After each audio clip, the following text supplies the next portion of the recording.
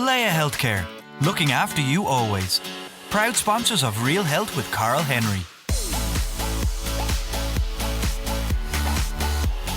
Hello and welcome to ReaL Health with me, Carl Henry, in association with Leia Healthcare. Folks, on this week's show, I'll be talking to a medical doctor and clinical fellow at Oxford University, Dr Monty Lyman. Monty's new book, The Painful Truth, explores the world of pain. It looks at a cutting-edge research, how our emotions impact the pain we experience, and how hypnotherapy and virtual reality can also play a role in pain relief. Chronic pain is believed to affect approximately 1.65 million people in Ireland, with chronic back pain the most common problem. Monty has joined me to talk about all things pain, why he thinks most of us misunderstand it, and why this misunderstanding has harmful consequences for us. Monty, welcome to the show. How's it going? Carl, thanks for having me on. Good. Very hot, unusually hot, but very good. What kind of temperatures are you hitting over there?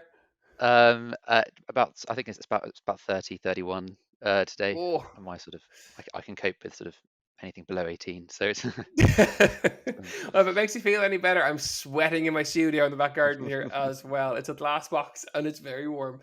Anyway, let's get cracking. I'm fascinated by this topic. It is so interesting. Let's just start and get straight into it. What is pain and how do you define it? Now that's a really good question. We all know pain when we experience, but getting that in writing is a subject of huge debate. There's an international consensus, but it's quite wordy, and it's essentially the current international consensus that was found and it sort of largely agreed on in 2020 is that pain is an unpleasant sensory and emotional experience associated with or resembling that associated with actual tissue damage. So that sort of doesn't really make sense to most people, but I think pain and modern science shows that pain is a horrible feeling that urges you to protect a body part. And I think that's key. Understanding that pain is a protector is revolutionary actually. And I think understanding that is the first step to actually healing from persistent chronic pain. Of course, because how we view pain is as a negative. It's like, oh, I'm sore. So by flipping it and seeing it as a positive in some respects, by protecting the body, that makes a big difference in just that approach to pain and the view of it. Precisely. I think understanding that pain is trying to be a guardian angel, a teacher, a doctor, it's trying to protect you, even if it's completely ruining your life with chronic pain. That is the first. That's not gonna take the pain away at all. But it's got the first step to understanding how to live with, reduce, and even eliminate persistent pain. And I wrote the book because I didn't plan to write a book on pain, but I discovered as a junior doctor in my first year that actually most of us completely misunderstand pain. And by most of us, I mean a lot of health professionals, most medical doctors. At medical school, pain was just considered a symptom of more interesting diseases. But actually, we're now learning that persistent pain, so chronic pain, which is pain that lasts usually more than 3 months, but lasts longer than when an injury should heal. That is a disease in and of itself. And essentially, the misunderstanding is contributing to a huge pain pandemic. So I think chronic pain, so long-term pain, is the greatest disease we don't talk about. In the UK and Ireland and the US and sort of similar countries, between sort of a fifth to a quarter of the population live with constant pain. It affects all aspects of functioning, affects socializing, mental health, sex life, everything. And yet it was only sort of classed as a disease in and of itself in 2019, and medical students learn about it for about 12, 13 hours in their 6-year degrees. So it's a huge problem to which we don't really have many answers. In terms of, for most people living in long-term pain, medications, even strong opioids, things like morphine, aren't actually effective in most people living with long-term pain. So that's the sort of the problem that we're not good at addressing. But then I think the big issue is that we completely misunderstand pain. And what I mean by that is most of us understandably assume that pain is a detector. It's a detector of tissue damage. And in the short term, that makes a lot of sense. You slam your laptop on your thumb, it hurts a bit. You slam it in a car door, it hurts a lot more.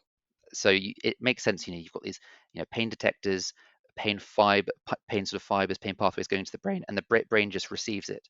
But that's actually completely false.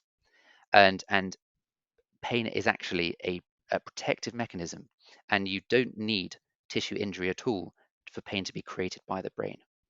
So actually, for most people in chronic long-term pain, whatever injury might have been there at the start has actually healed, but the pain has become learned in the brain. That doesn't mean um, it's sort of imaginary or all in your head.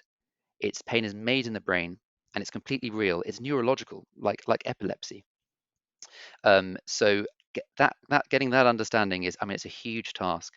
But once we get that understanding, we can actually start to talk about therapies that work for persistent pain. I'm fascinated. Yeah, it's such a different approach to how we talk about how we even consider pain. And chronic pain is something, even in Instagram, when we do our Instagram Q&As, every now and again it comes in, people talking about it. And obviously, I'm not a medical doctor. It's, go and chat to your GP. So, that, as a form of pain, it's literally in your head. It's literally in the pathways of the brain. It's a learned issue. Yes, I think so.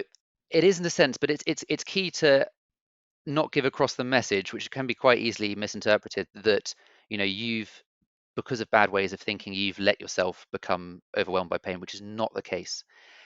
Essentially, when you get these danger signals traveling in from the periphery from an injury, um, due to lots of different things, so genetics, inflammation in the body, low levels of inflammation, um, past trauma, current levels of fear, expectations, all that kind of things, they can actually, essentially, in the spine and in the brain, they can amplify pain uh, through lots of neurological pathways that are sort of quite well established, that actually essentially imprint pain on the brain, and it becomes neurological. So it's not a thought disorder. You can't just think it away easily. Um, I mean, there are ways in which you can use the mind to reduce pain, definitely, and it's usually a long and you need to work at it persistently. But it's in the brain, but it's completely real. And I think uh, we just need to listen to people in pain, understand them, completely validate them first and foremost. Um, I think that's the key as a key element of the message. I think the story that made me realize that we've got things so wrong, at least in the medical profession, was in my first year as a junior doctor, and I was on an acute medical ward. So we'd see patients who'd come in from the emergency department, decide whether they'd go home, go upstairs to another ward, and I was following a very good consultant clinically, and I was sort of chasing him around the ward and sort of writing notes once we saw every patient, and we came to this man he was an IT consultant in his 40s, Paul, not his real name, and he'd had low back pain for about the last year. He attributed it to a sort of a conked out office chair. And over the weeks and months, it got worse and worse. It spread over his lower back, a bit down his leg. And it had got really worse in the last month. He'd also gone through a divorce during that time, and he was incredibly stressed. And that morning, he couldn't get out of bed because of his pain. So his son brought him to the hospital, and he had all the tests. He had a lot of blood tests. He had an MRI scan of his back and his spine, but all the results were completely normal. So the consultant went over to him, looked at the results, and said to Paul, "The good news is there's nothing physically wrong with you," and sort of sent him home with painkillers.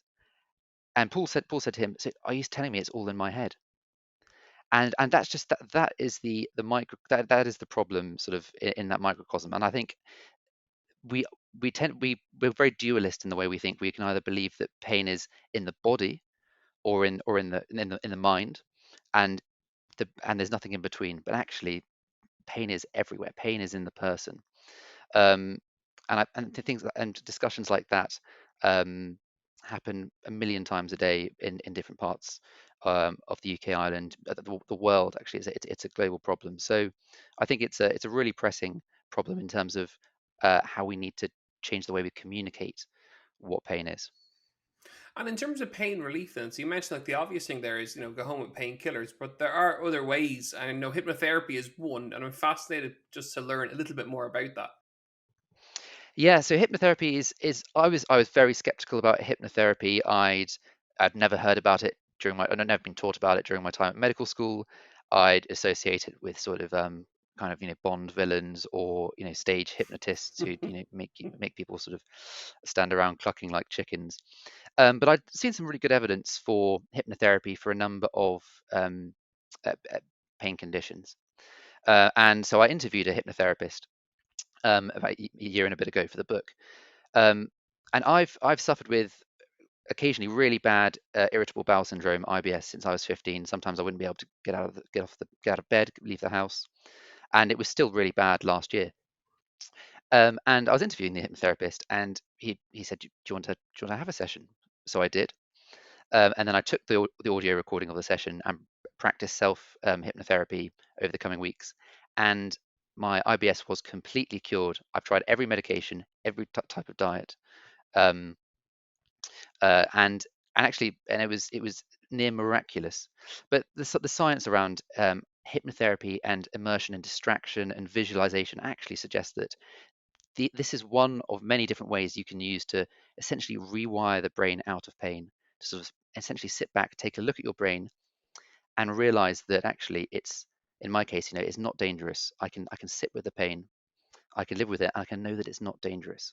And I think this comes to just a key point about persistent pain, or about persistent or chronic pain. It's the same thing. Is that because pain wants to protect us, anything that increases a sense of safety, anything that makes the brain feel safe in its body, will reduce pain. Anything that increases a sense of threat or danger, whether it's psychological, external threats, things like that, that will make pain worse. So yeah, I mean, and then I looked at lots of other research, and actually IBS has been really effective for, say, 50 to 75% of IBS sufferers, and it's probably effective for lots of people in different types of chronic pain. But it's not a solution for everyone. Some people are more suggestible to it. Some people are less. Sometimes it can help a bit. Sometimes it's not like a magical cure. But I think these are the kind of therapies that we need to look into. And I think virtual reality is a really exciting element of that. Take us there. I was going to go there in the interview anyway, so you've gone ahead of me. So take us to virtual reality and how that has a role to play in pain management. Sure. So I think I guess one of the pioneers of virtual reality for pain is a scientist at the University of Washington in the US called Hunter Hoffman, and he developed a game, a sort of a virtual reality video game called Snow World, where you put on these goggles and you're flying above a wintry world with snowmen and woolly mammoths.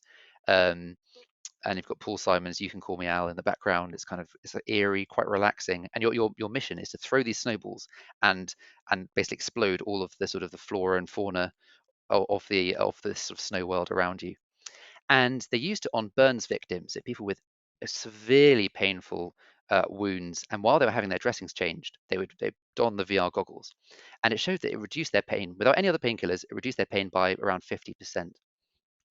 Um, why this is the case is probably lots of things going on. The elements of distraction, the person in pain actually wanting to expecting to have the pain relief from it, element of the placebo effect, probably something more going on there, and just the brain feeling safe in its body. And there've been a lot more sort of recent studies as well that have shown that there's a team in France, in Strasbourg, that do virtual reality sessions for children who've had surgery. And they found that after surgery, children who have virtual reality need half the amount of painkillers than people who don't, and spend roughly 20 hours less in hospital after surgery. So it's definitely clear that virtual reality is really effective for short-term pain. And what I'm really interested in um, is whether that can also work for long-term pain. If you have sessions of virtual reality, you can essentially try and rewire the brain out of pain. Um, all the sort of evidence suggests that for a lot of people that might work. Um, so that's a really exciting field, and I think it will really take off in the next decade. And in terms of the virtual reality experience, so the way you make it sound there, and you put on the goggles, you're in this very calm, relaxed environment, and you're focusing on nature and the things around you, the Hmm. almost distraction element. Is there something deeper within the virtual reality? As you know, is there psychosomatic trigger points or something in as part of the experience, or is it literally that immersion into a relaxed sensory space?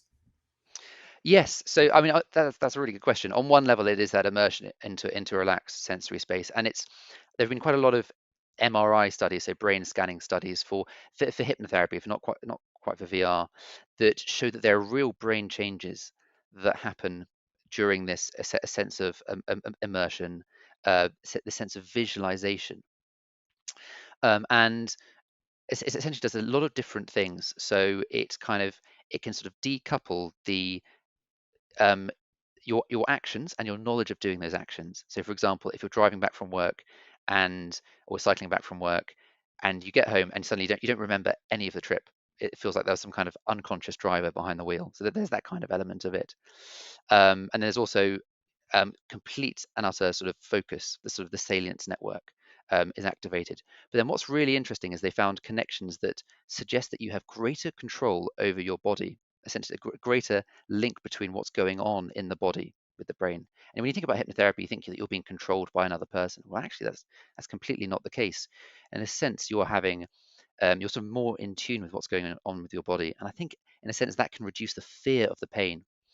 So um, yeah, so there are lots of things going on. Um, we don't. It's probably a combination of lots of different things, if that makes sense. But I think what it comes down to is it is essentially it's also partly rewiring the brain and looking at pain from a different way, and that actually reduces pain in and of itself. And a strange question, the next one, but is pain contagious?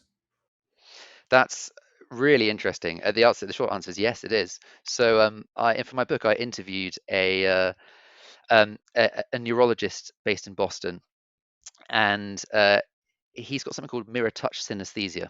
So whenever he sees someone in pain or being touched, he feels that on his body, or at least how his brain um, feels it. So when I had a Skype interview or a Zoom interview with him, I think it was before COVID, before Zoom was fashionable, and I sort of stroked one side of my face, and he said, "Yep, I can feel that." Sort of with the look of someone that everyone asks me this, Stop.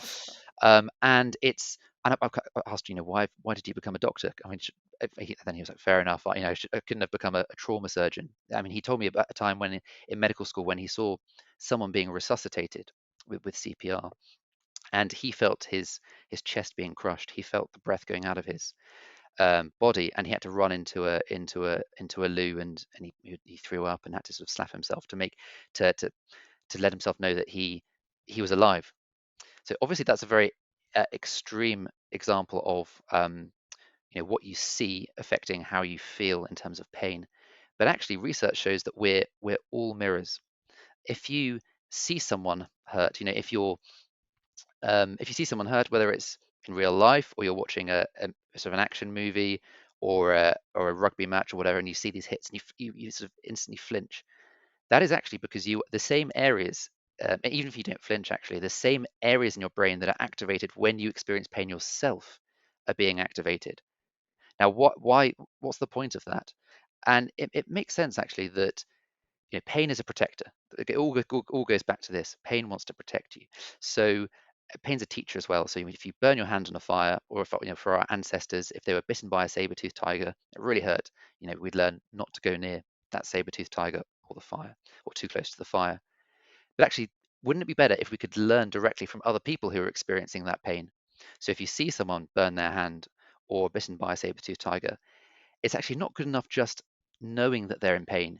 You need to feel that they're in pain. So if you catch a bit of their pain, you'll then know, okay, I don't want to go near that saber-toothed tiger. I can go this close to the fire, but not that close. So actually, there is a reason why we catch other people's pain, and that's in the brain. It's caused by something called, well, there's debate as to whether it's called mirror neurons. There are specific mirror receptors or mirror nerves in the brain that detect this, or whether it's just a whole system that detects it. But we can definitely um, we can definitely catch pain, and actually that has relevance for some pain treatments. Knowing that we're mirrors. Someone I knew, she had really bad neck pain, and actually she realized that whenever she would see someone moving their neck, to its extremes, but in a sort of a healthy way, her pain would get worse. Or if she saw a builder sort of craning his neck up to see his colleagues on a scaffolding, then her pain would worsen. And actually, just understanding that hurt doesn't equal harm. Just understanding about that mirror system reduced her pain. And then there are also interesting therapies that I could talk about in terms that use mirrors that really help people with phantom limb syndrome or regional pain syndromes in parts of their bodies that actually use mirrors to sometimes completely eliminate their pain, which is another really So interesting area. mirrors, As in literal mirrors. So literal mirrors, yeah, or literal mirrors. So there's a an American neuroscientist called V.S. Ramachandran. Basically, you discovered that if people, so most people actually who have uh, limb amputations have some kind of phantom limb pain. We think it's really rare, but it's actually not at all. But he actually found that if you have an amputated arm, if you put your hand, both of your one existing arm into a mirror box and you look over it, and the reflection makes it look as though you'll see your left hand in, your healthy left hand in. It makes it look as though you have a right hand, and when you move your left hand, um, the sort of the phantom right hand is moving again. And what's really interesting is that actually can actually completely eliminate the sense of that phantom limb or the phantom limb pain. And it's when he did it, he said, that you could say that was the first ever phantom limb amputation. And in a sense, that was convincing the brain and the sort of the movement circuits that are always associated with pain, that actually um, that basically essentially giving it a sense of safety and reducing the pain associated with that. So that's quite unique. But that can also, if people have, and there's something called, well, there are different types of regional pain syndromes where you can have terrible pain, say in one limb usually, so in an arm. This can be really really useful for that as well. it's absolutely fascinating. And I suppose to normalize it is the wrong word, but to put a different slant on it, bringing it back to that sports analogy, it's almost like the work that the sports psychologists do with high end athletes of visualization. So golfers, for example, will play the golf course in their head before they get to the golf course, and then their brain is almost wired for the golf course that's ahead, or the rugby game that's ahead, or the tackle or the scrum. That's another form, or another example of just how the brain can be wired. Precisely. And a reason for visualization is partly because so much of our brain is dedicated to visual processing. Um, so actually, for a lot of people in persistent pain, actually using visualization, some scientists have called it sort of stealing back your brain. So one sort of quite extreme example was an um, American doctor and psychiatrist and pain specialist, um, Michael Moskowitz, who he was middle-aged at the time. I can't remember exactly how old, but he was on one of these. He was tubing, so the kind of rubber rings that are attached to the end of a motorboat on a lake, and he was going at sort of really fast, and he flipped off it, landed sort of with his neck completely crooked on the water, hit it at sort of 30, 40 miles an hour. Ended up having horrendous pain for about a decade. Tried everything, like really serious medications, like powerful opioids, different types of physical therapy. But actually, he ended up reading a huge amount of neuroscience, and he actually said, "You know what? I'm going to steal back my brain. I'm going to." So basically, he drew two pictures. Well, actually, there were three pictures, but there were essentially two different types of pictures. One was he drew a picture of his own brain and highlighted the areas um, where sort of pain is in the brain. It's not quite as simple as that, but he did them as big sort of red areas that kind of expanded over his brain. And then he drew another picture of those areas completely shrunk. And whenever he experienced a jolt of pain, he closed his eyes and imagined those pain areas shrinking. And he did this sort of religiously every single time he had a jolt of pain. He did that, and it didn't work for a couple of months. But then the pain that had spread from his neck down to his back, it started to sort of creep back up just to his neck. And then over, I think, 4 to 6 months, the pain had gone completely and permanently. Now that shows the power of you think of the brain learning itself out of its way out of pain. The issue, and he has seen a huge amount. He's basically committed the rest of his career to that, and it works for a huge number of people. I mean, the clear thing is that it requires a huge amount of effort, and you need a huge amount of support to do this. And one of the things about pain actually is the people who suffer most in pain are people who have have the least access to these kinds of therapies. Oppression in society, oppression, poverty, things like that are as a perfect cocktail for pain. But that just shows how visualization is hugely effective. And there's one way of showing the power of visualization actually over the body, which we could do if you've got 30 seconds, which is called the lemon test. If you're happy to do that. So what I need you to do is to close your eyes and just imagine this scenario. So you're in your kitchen, you're standing up, you're taking in the sights, maybe the sounds and the smells of your kitchen. Now wander over to the fridge, open the fridge, and on the bottom shelf, imagine the perfect lemon, the perfect color of yellow, the perfect shape, the perfect texture. Now grab hold of the lemon and feel its weightiness in your hand. Now take it to a chopping board, grab hold of a knife, and slice the lemon in half. Now take hold of one half of the lemon, feel the juices of the lemon running over your fingers, and you can smell the zest of the lemon. And now bring it up to your mouth and take a big bite of the lemon and taste those tangy, citrusy juices in your mouth. And now you can open your eyes. You can open your eyes now. And for most people, that usually causes them to salivate quite a bit. And you can't sort of activate your salivary glands just by saying, okay, I want you to produce saliva. That actually engages the brain and the subconscious, you could say, through visualization to actually change something sort of physical in inverted commas in the body. So visualization is hugely effective, and that is seen in things like hypnotherapy, VR, but even just sitting at home, closing your eyes, maybe doing deep breathing exercises, and just imagining yourself in that happy place. Just simple things like that can be really helpful. I think as a conversation, this has brought a whole aspect of pain and pain management for people that they will not expect. And certainly myself, it's been really interesting just delving into this topic. And it's a topic I think we'll come back to over in the next couple of months on the show. It's absolutely fascinating. Remind me again the name of the book and when it's out. Sure, it's the Painful Truth, and it's out. It was out last Thursday. Amazing. And it's available online and in all good bookstores as well. Dr. Monty Lyman, thank you so much for joining us on today's show.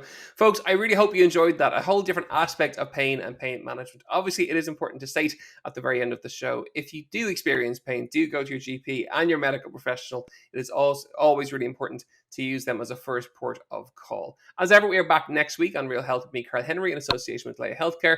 If you liked what you heard, don't forget to rate and review, and we'll see you next week for more ReaL Health. So long, go phone. Leia Healthcare, looking after you always. Proud sponsors of ReaL Health with Carl Henry.